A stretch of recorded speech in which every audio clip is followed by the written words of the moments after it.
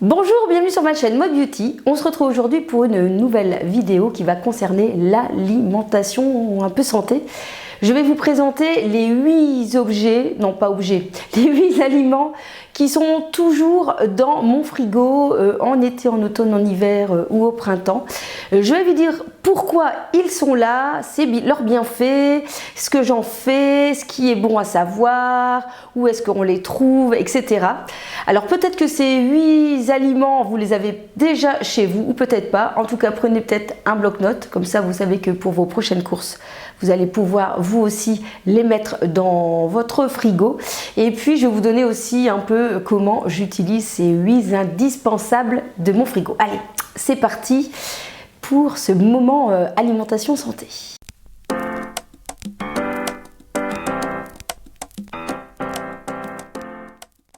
Le premier indispensable dans mon frigo que j'ai tout le temps, c'est le citron.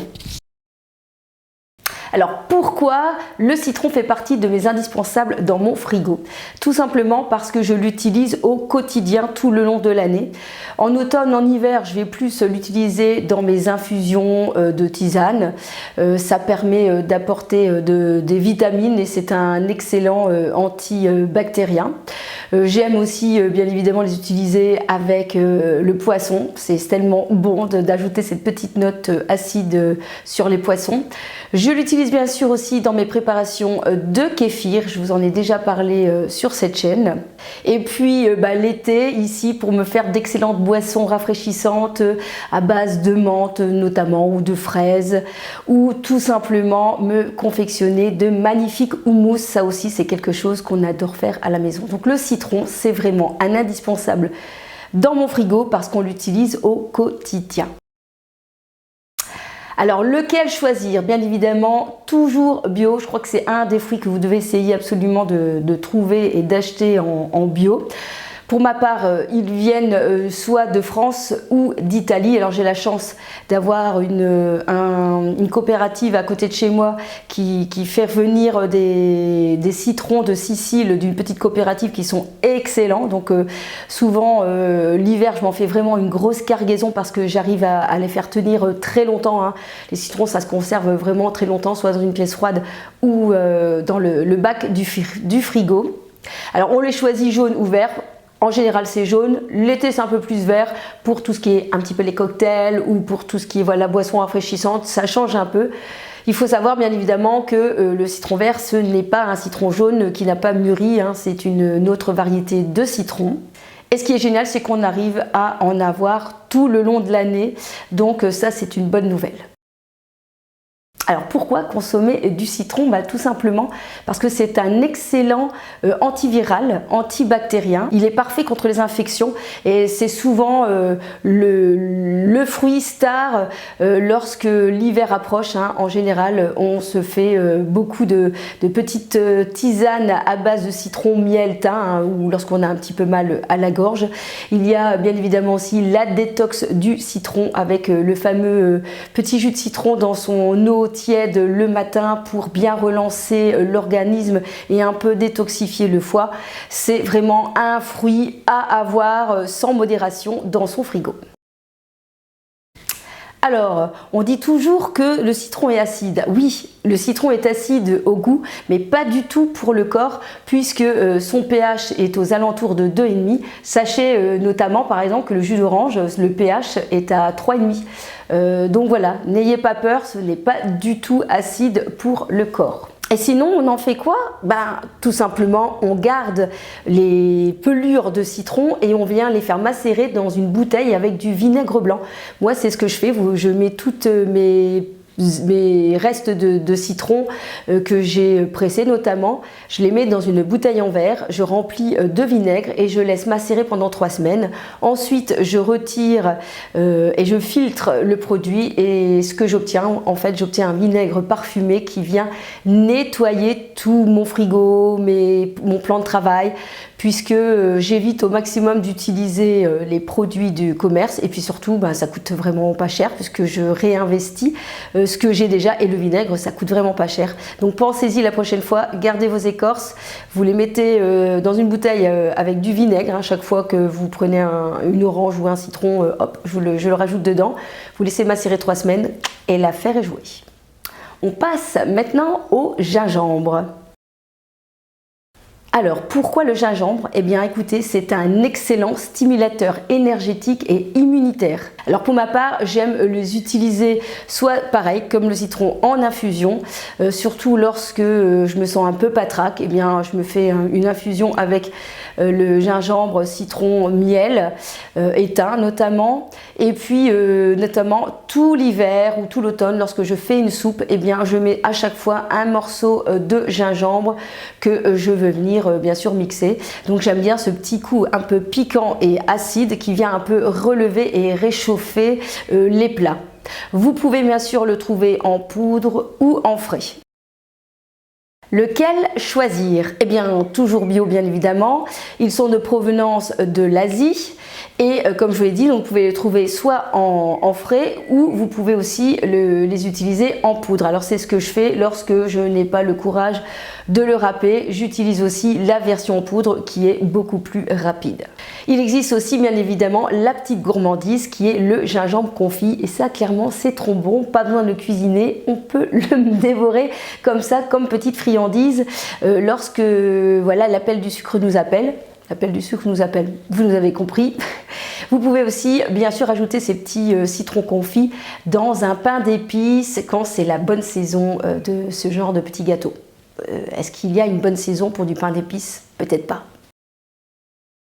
Alors le gingembre, il est bon pour la température dans le sens que bien forcément c'est un aliment qui vient réchauffer le corps et ce qui est bien c'est plus on fait monter un peu la température pour transpirer, pour faire baisser cette fameuse température. Et donc il aide bien évidemment au système immunitaire ainsi que il prévient les infections.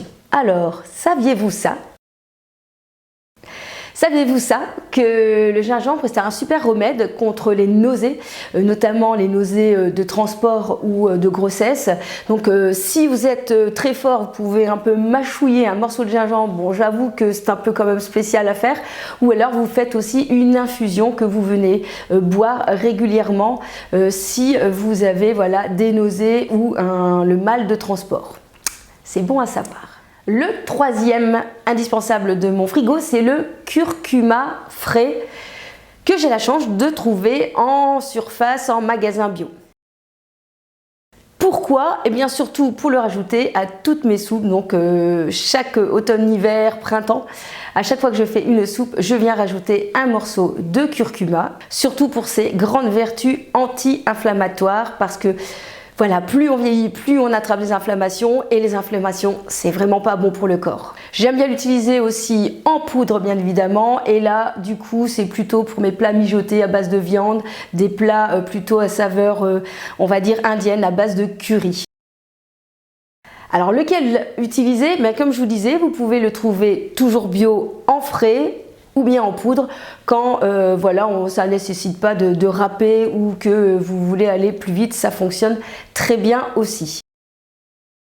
Alors donc c'est bon pour les inflammations, c'est un très bon antioxydant et surtout ça aide à la digestion.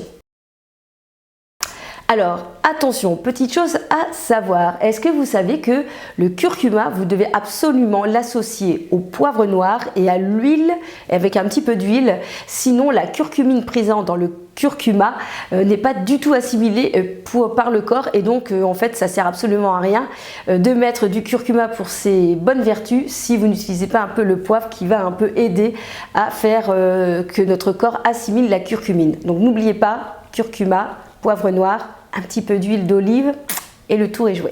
Le quatrième produit que je vais vous présenter qui est toujours dans mon frigo, cette fois-ci on n'est pas du tout sur un aliment frais puisque c'est ce petit pot de pulpe d'ail. Pourquoi? Parce que clairement, je suis une grande fan des salades et des vinaigrettes. Et lorsque j'ai la flemme de prendre un morceau d'ail, de l'éplucher, de l'écraser, de laver mon appareil, eh bien, je sors cette petite pulpe d'ail qui est une merveille. Donc pour les salades ou pour les plats, pour rehausser un petit peu la saveur. Moi, je suis mais fan. Alors lequel j'utilise? Eh bien celui-ci de chez Émile Noël que je trouve sur le site Greenway. Je commence à chaque fois, je dois bien avoir 2 ou 3 pots dans mon frigo parce que voilà, hein, ça va assez vite. C'est un petit pot, je viens mettre une cuillère à café dans ma vinaigrette. C'est juste parfait. Alors c'est bon, pourquoi cette petite sauce? Bah écoutez, rien de particulier à part pour mes petites salades. Bien évidemment, je vous conseillerais d'utiliser de l'ail frais qui est nettement mieux pour la santé que peut-être des pots tout faits. Mais voyez-vous, comme vous, de temps en temps, je peux aussi un peu avoir la flemme et j'utilise aussi des des astuces autres pour me faciliter la vie. Je mixe vraiment, souvent j'utilise de l'ail, mais ceci vient vraiment à point quand j'ai déjà passé 2 heures en cuisine et que j'ai plus envie de ressortir tout. Je vous recommande, c'est vraiment top. Le 5e indispensable dans mon frigo est aussi quelque chose qui n'est pas frais, on va dire ça comme ça, puisque c'est la sauce tamari. Alors pourquoi? Tout simplement pour remplacer le sel dans les cuissons, pour ajouter une petite note asiatique à mes plats. Et ça, moi je dis pas non parce que j'adore tout ce qui est un peu saveur asiatique. Parce que c'est bon aussi pour moi, je vais vous dire ça. Je les utilise pour faire mes petites sauces froides avec notamment un peu de moutarde, un petit peu de pulpe d'ail, des herbes, vous mélangez et vous venez faire ça comme une petite sauce vinaigrette que vous pouvez ajouter notamment par exemple sur une salade ou sur des tomates ou bien des concombres. Vous pouvez aussi bien l'utiliser en chaud, vous faites revenir du poulet, vous mettez un peu de sauce soja, de l'ail encore également et vous allez voir c'est une merveille, il faut rien de plus, ça rajoute vraiment une petite touche en plus non négligeable à vos plats pour un peu les égayer et changer un peu les saveurs qu'on a l'habitude de cuisiner. Lequel? Eh bien écoutez, moi j'ai acheté celui de chez Casidomi et il est très bien. Pourquoi c'est bon pour moi? Eh bien écoutez, c'est bon parce que c'est un produit qui est issu de la fermentation et qui dit fermentation dit intestin. Ça veut dire que c'est bon pour mes intestins. Donc c'est pour ça que c'est très intéressant de l'utiliser dans notre cuisine au quotidien pour renforcer aussi un peu toute notre flore intestinale. Alors, sauce soja ou sauce tamari? Eh bien, il faut juste savoir que la sauce tamari est une sauce sans gluten. Donc, c'est parfait si jamais vous êtes intolérant au gluten. Et puis, la deuxième chose qui est bon à savoir, c'est que dedans, il n'y a pas de blé. Donc, du coup, son goût est plus doux que la sauce soja. Donc, si jamais vous avez déjà goûté la sauce soja et que vous trouvez que c'est un peu trop fort, essayez le tamari puisque le goût est nettement plus léger. Donc, attention, lorsqu'on utilise la sauce soja ou la sauce tamari, il faut éviter de saler puisque c'est salé, hein, parce que le but c'est que ça quand même que ça ne soit pas trop salé votre plat. Ce n'est pas bon non plus de manger des plats trop salés. 6e produit indispensable de mon frigo, c'est le tahin ou la purée de sésame. Alors pourquoi la sauce tahin fait partie des indispensables de mon frigo? Tout simplement et surtout je crois que c'est l'unique raison, c'est pour le houmous. Nous adorons le houmous maison, ça va tellement vite à faire, pas besoin de l'acheter alors que ça coûte une blinde, alors que si vous avez une boîte de pois chiches, du citron, du thym, du sel, du poivre, de l'ail, vous avez votre houmous.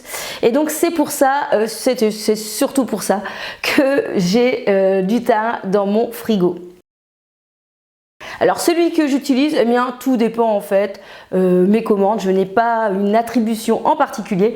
Ici c'est de la marque Lima, c'est toujours bio, il est vegan et c'est un thym nature que je trouve également sur le site de Greenway ou bien vous allez le retrouver aussi sur le site de Casidomi. Alors il faut savoir que le thym est riche en vitamine B et en magnésium. Il faut savoir que le magnésium c'est parfait pour un anti-stress. Il contient aussi pas mal de fer et de zinc et donc pareil, encore une fois, ça permet de soutenir le système immunitaire.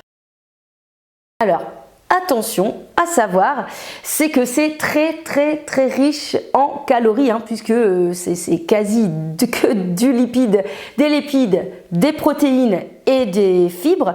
Il faut savoir qu'on a à peu près 630 calories pour 100 grammes, mais ce sont des bonnes calories. Méfiez-vous des calories vides, ou aussi on peut atteindre des nombres vraiment faramineux, mais qui n'apportent absolument rien. Ici, ce genre de produit vous apporte beaucoup de bonnes choses puisque ce sont des bons lipides. On passe à la 7e petite merveille qui se trouve chaque semaine dans mon frigo, c'est la salade. Alors pourquoi? Parce que j'ai dû être une tortue dans une autre vie. Ben non, je crois que c'est le légume préféré qui se marie avec tous les plats en fait, qui accompagnent les tartes, le fromage, un morceau de poisson, un steak, un croque-monsieur, une omelette. La salade, c'est la star pour moi des légumes. Dans mon frigo, j'ai toutes les semaines une salade, ça c'est sûr, parce que ça vient toujours à point quand on a même des invités ou quand on ne sait pas quoi accompagner notre plat. Alors lequel, bien évidemment, toujours bio, avec les petites bêtes c'est encore mieux, je plaisante. En tout cas moi j'ai la chance d'avoir une ferme qui en produit, donc je vais chercher ma salade là-bas. Et puis depuis quelques temps, eh bien, j'arrive à en avoir un peu de mon potager. Ça c'est sûr que j'allais pas faire l'impasse dessus. J'aime trop la salade, il faut que j'arrive à en produire également chez moi. Ce qui est génial, c'est qu'on peut en trouver tout le long de l'année, puisqu'il y a des salades d'hiver et les salades du printemps et de l'été. On en trouve toutes sortes, la batavia, la scarole, la frisée, la laitue. Alors je suis moins fan de la laitue, je trouve qu'elle a moins de goût. J'aime plutôt la feuille de chêne, la batavia, ce genre de salade, mais je m'en régale comme les tortues ou les escargots aussi. Alors, pourquoi est-ce bon de manger une petite salade? Eh bien écoutez, pareil, plein de vitamines, la vitamine B9 qui protège le cœur, qui permet un peu de réguler l'humeur et même ça pourrait contribuer à la mémoire. Bon alors là j'ai un peu de doute parce que je mange beaucoup de salade et j'ai pas beaucoup de mémoire, donc là j'ai un petit doute quand même. Alors la salade contient aussi pas mal de calcium et de fer. Alors, bon à savoir, est-ce que vous aviez déjà entendu qu'il paraît que la salade, ça fait dormir? Mais d'où ça vient? Est-ce que c'est vrai? En tout cas, dans la botanique, la salade s'appelle lactuca et ce serait un latex blanc qui, en fait, stimulerait l'endormissement. Donc voilà, ce serait peut-être pour ça qu'on dit que la salade fait dormir. En tout cas, moi j'ai pas de problème de sommeil, j'ai peut-être plus un problème de mémoire. Donc peut-être que chez moi, la salade me fait dormir mais ne donne pas bonne mémoire. Je sais pas vous, mais en tout cas voilà, bref, moi la salade, c'est mon péché mignon. 8e indispensable dans mon frigo, c'est... Allez, je suis française, c'est quoi la star numéro 1 en France?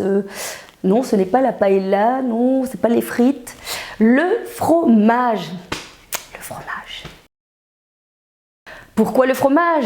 Parce que le fromage, pour toutes les variétés, parce que le fromage peut remplacer un plat, parce que le fromage se mange chaud, se mange froid. Pour mettre sur une tarte, un fromage de chèvre avec une tarte aux courgettes, une tarte à la tomate, pour agrémenter une salade, pour mettre sur son sandwich, le fromage. C'est la star aussi dans mon frigo. Alors, lequel privilégier? En général, j'achète de plus en plus des produits locaux, si j'arrive à en trouver, bio si c'est possible également, de toutes sortes, mais j'essaye vraiment de privilégier les produits laitiers de petits animaux, donc chèvres ou brebis, parce que d'après beaucoup d'études, les produits laitiers de vache à on va dire à grande consommation et plutôt nuisible pour la santé. Du coup, eh bien, on va dire que je dois avoir 80% de chèvres et de brebis dans mon frigo et je dois avoir 20% de produits de fromage issus de vaches. Alors pourquoi ce serait mauvais? Bah, tout simplement parce que ça privilège, en tout cas ça favorise l'inflammation, et qui dit inflammation dit vraiment que c'est pas bon pour le corps. Donc on veut éviter ça. Sinon, le fromage, c'est quand même bon pour des choses. Bah oui, il y a quand même du calcium, mais sachez que c'est pas forcément les stars, hein, le fromage. On est toujours en train de dire le laitage, ouais, le calcium, le calcium. Sachez que beaucoup de végétaux renferment aussi également de calcium, et que pareil, encore une fois, d'après des études, il s'avère que les gens qui consomment énormément de laitage, je ne parle pas que fromage, hein, énormément de laitage, surtout pour le problème d'ostéoporose, se sont rendu compte en fait que ça faisait complètement l'inverse, ça décalcifiait. Donc le fromage oui, mais on fait attention à sa consommation, à sa quantité. Alors, est-ce que vous saviez que les produits laitiers, en fait, bah, c'est pas obligatoire. Voilà, c'est pas obligatoire. Je pense que c'est comme le sucrerie, c'est pas obligatoire. C'est pour ça qu'on fait attention. Voilà, c'est tout pour cette vidéo avec mes 8 indispensables dans mon frigo. J'ai aussi d'autres petites choses, hein, mais voilà, on va dire que c'est vraiment mes 8 indispensables dans mon frigo. J'espère que je vous ai apporté beaucoup d'informations, que je vous ai donné aussi quelques idées. Pour venir mettre de bonnes choses dans son frigo, c'est vraiment la liste à avoir tout le temps dans le frigo, avec pour le fromage certaines modérations, mais il faut aussi savoir se faire plaisir. On se retrouvera dans une prochaine vidéo où je vous ferai, je pense, un indispensable aussi dans mes conserves, parce que j'ai pas mal de choses à vous présenter. Voilà, à très vite, portez-vous bien.